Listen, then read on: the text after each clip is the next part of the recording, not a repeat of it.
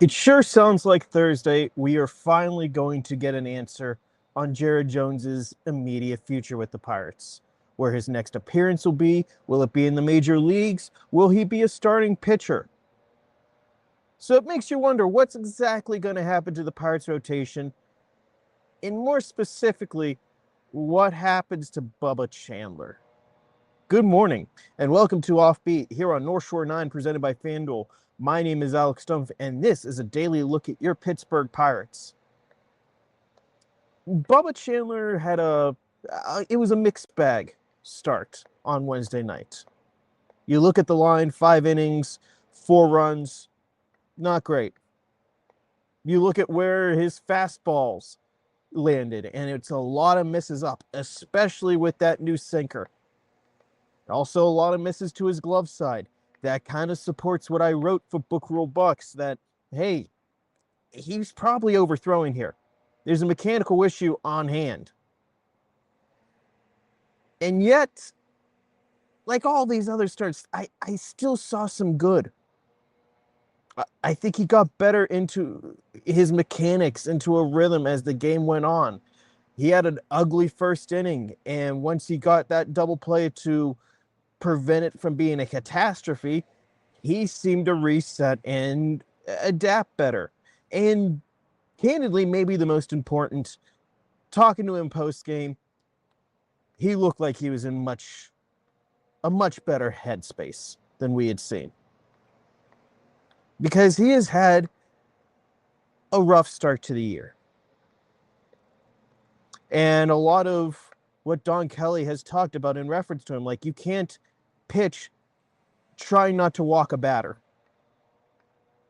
If you're trying not to walk a batter, the battle is already lost.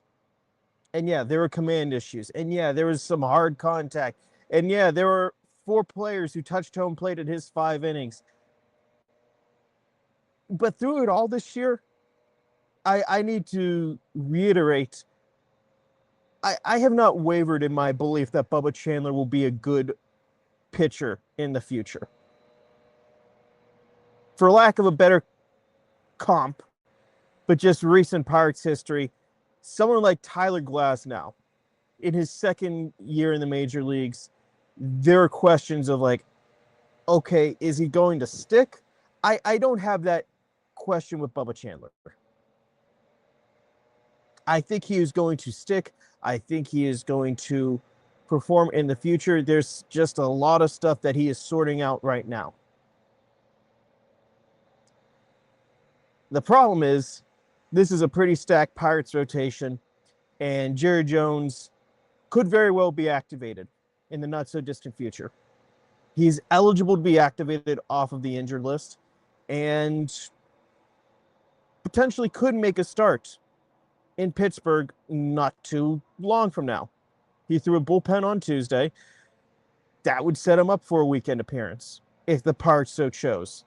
We're going to get more clarity on that on Thursday. And if I had to guess, I think that's going to be the topic of tomorrow's Offbeat. You know, is Jared Jones getting activated? What's his role? You know, the Pirates have been very mum about if he's going to come back as a starter or a reliever. They have reiterated time and time again they view him as a starter long-term, but they have given nothing for his short-term plans. If he is a starter, who do you boot? Obviously not the Cy Young winner. Obviously not Mitch Keller, the guy who has the largest pitching contract in franchise history. Obviously not Braxton Ashcraft. Braxton Ashcraft is not pitching out of the bullpen. This isn't like not for performance, not for innings. He's not pitching out of the bullpen.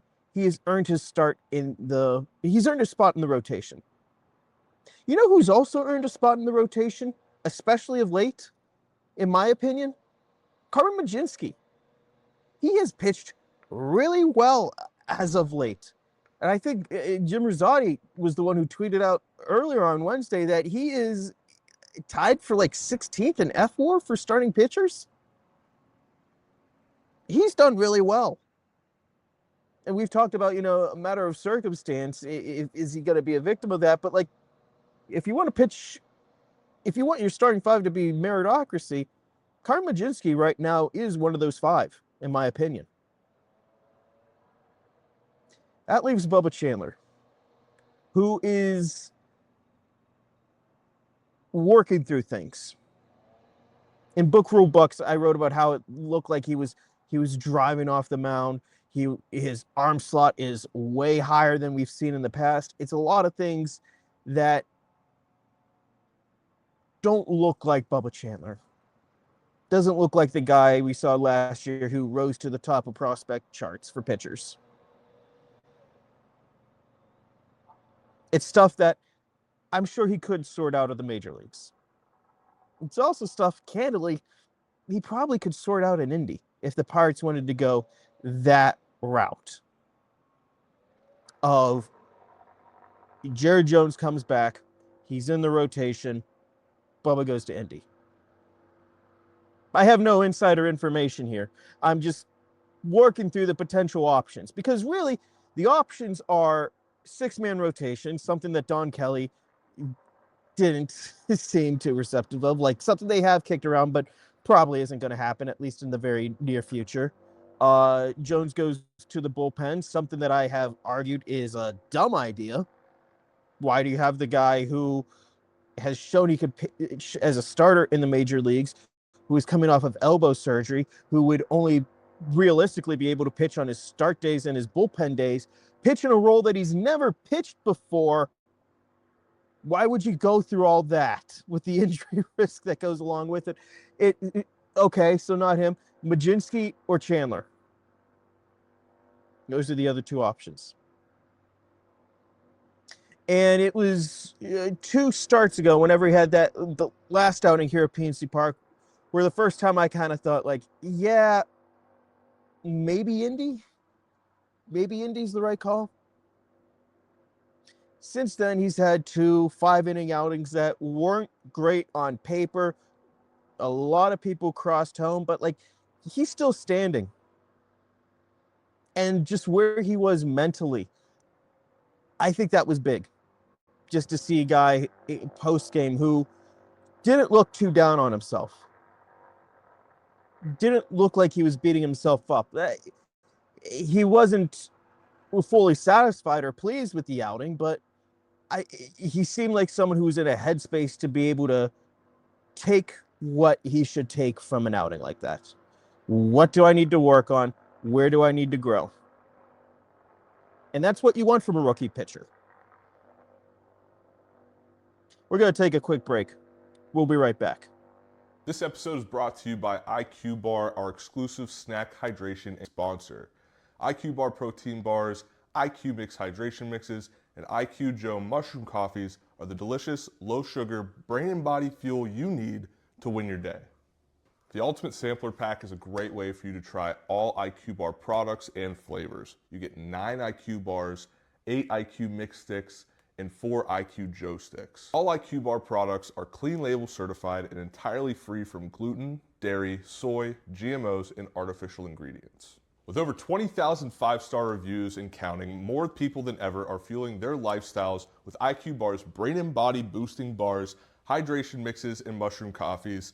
The Ultimate Sampler Pack includes all 3. My personal favorites so far have been the almond butter chip and the iced tea lemonade hydration mix. It's just really full of flavor. I love starting my day with it, and I couldn't imagine starting my day with anything else other than IQ Bar products. Right now, IQ Bar is offering our podcast listeners 20% off all IQ Bar products, including the Ultimate Sampler Pack, plus free shipping. To get your 20% off, text MLB to 64,000. That's MLB 64000. Message and data rates may apply. See terms for details. After his start on Wednesday, Bubba Chandler said that he felt his stuff felt good. So I followed up a little later, like, how does the delivery feel? Because based on what I've had just chatting with league sources and what I'm observing and what I feel like the data is showing is he's not at the best spot mechanically. There are mechanical issues to be sorted out. And he gave a pretty thoughtful answer. He brought up that it's impossible to fully repeat mechanics. Like if you throw a ball, he brought up, like, if throw a ball 98.5 and you didn't throw the next one 98.4, well, your mechanics weren't exactly the same. And in that sense, yes, you can't 100% replicate something over and over again. And for the most part, he seemed like he's in a fine place, where he feels his delivery is.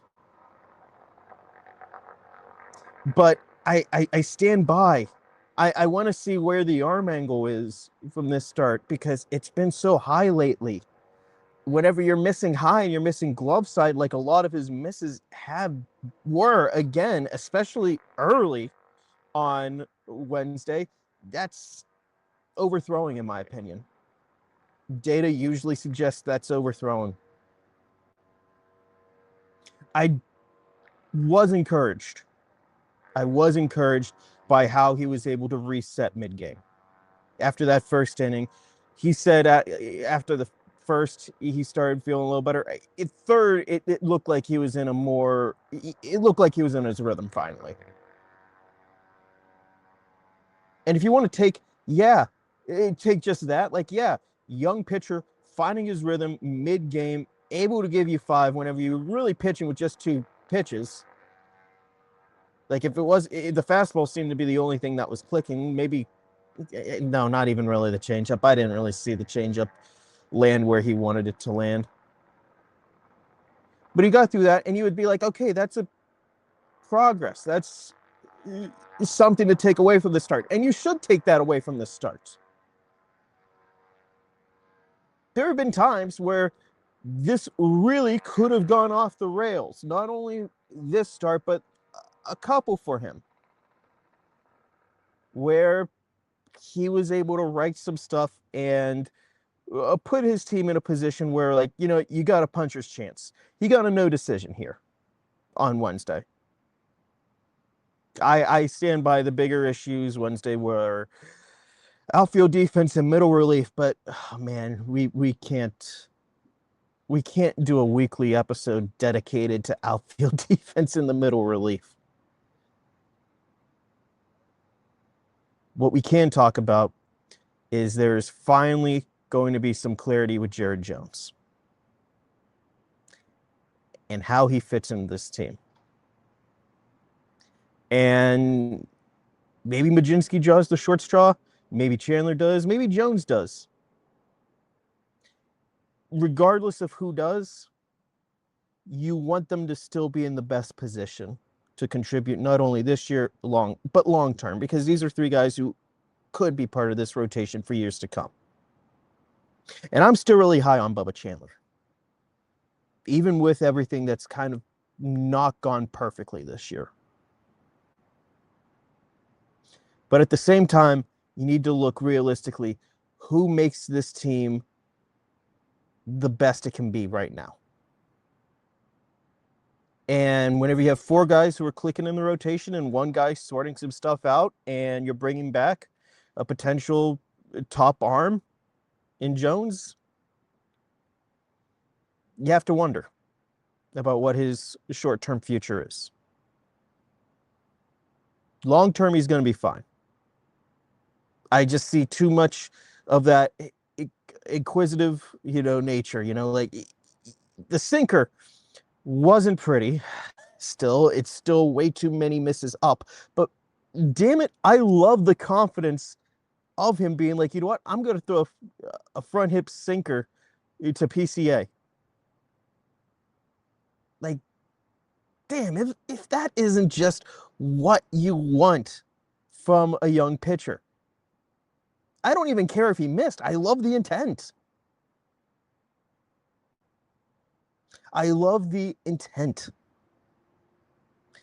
But at the same time, you have to look at results.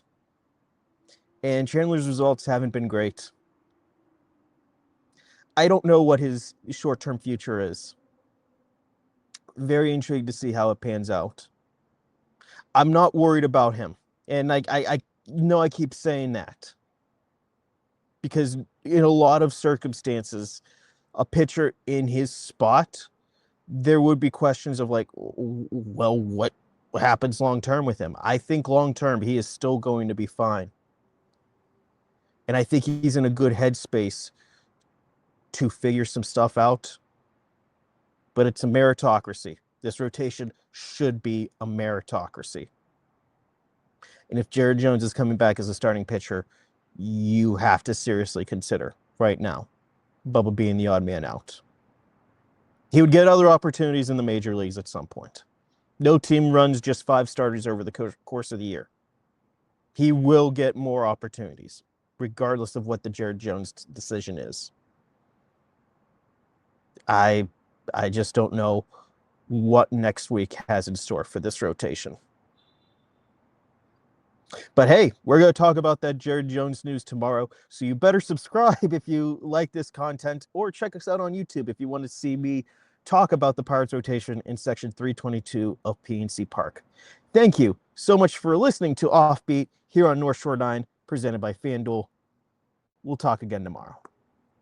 All right, that wraps up this episode of North Shore 9. Thanks so much for tuning in. Whether you're listening on the podcast or catching us on YouTube, if you enjoyed the show, please give this video a thumbs up, and don't forget to hit that subscribe button if you haven't already. It really helps us grow. And if you're listening on the podcast, a quick review goes a long way in helping others find the show. Plus, be sure to tell a friend about us. There's always room for more here in the NS9 community. And for those looking to support us a little more, consider joining our Patreon, become an MVP member, and get exclusive perks while helping us continue to bring you more of the Pirates content you love. Thanks again for all your support, and let's go Bucs.